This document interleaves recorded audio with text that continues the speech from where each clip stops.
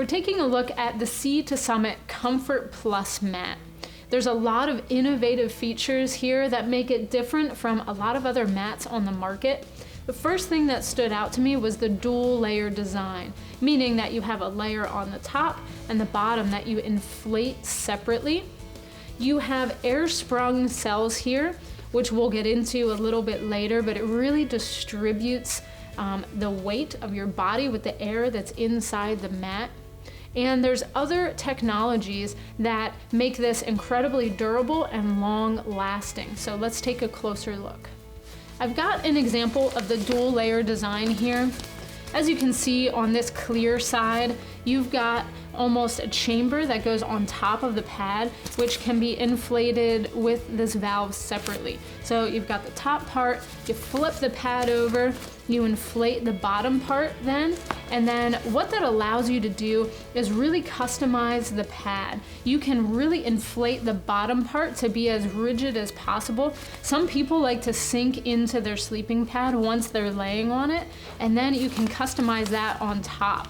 So it really allows you to have the perfect combination of firmness underneath of you. If you've got a rock or a stick or an uneven surface underneath of you, that bottom layer is really going to smooth it out. And then the top layer you can customize by using the valve and just letting out a little bit of air at a time, which is a really nice feature there. You can let some of that air out, sink into the top, but the bottom part of the pad is still really firm. So it's something that I haven't seen in a lot of sleeping mats, and it just makes a lot of sense. The other thing this does is if in the unlikely event that you get a puncture in one side or the other, you still have half of the pad that you can inflate for the rest of your trip. The valve is also another innovative feature. You've got a multifunctional valve here on both sides of the pad. The top part of the valve allows you to open it. It's a one-way valve, so as you inflate the pad and stop to take breaks, the air isn't going to come back out. All you have to do is close that up and then you're ready to go. Again, if you're laying on the pad, all you have to do is reach back behind you, push on the valve a little bit, and it lets small bursts of air out. Now when you're ready to deflate the pad in the morning after a good night of rest, you just open the bottom part and it literally dumps all of the air out. So you've got a really wide open valve there. All the air leaves the pad really quickly, and you don't have to fight with the pad to push the air out of it like you do with some other valves. So really innovative design there.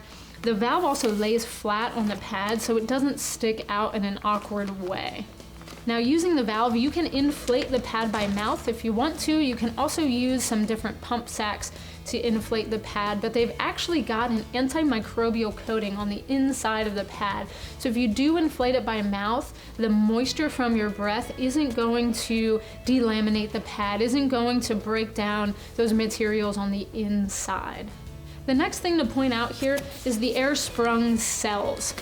This is a unique feature here. Instead of having baffles that go long ways on the pad or across, you have these little chambers.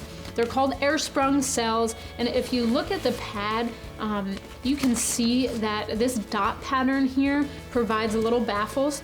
On the other side, you have an open cell. So as you lay on the pad and as you put pressure on different points, it really distributes that air on the inside. It supports the heavier areas of your body while still giving comfort and giving a little bit on those cells. There are many cells on each pad, and it just really helps to really distribute that weight. So it keeps you nice and comfortable for a good night's sleep. So even though this pad looks a little bit thinner, it feels like a much thicker pad by keeping you up off of the ground, utilizing all of those cells. This pad comes in many different sizes. I've got a rectangular size here.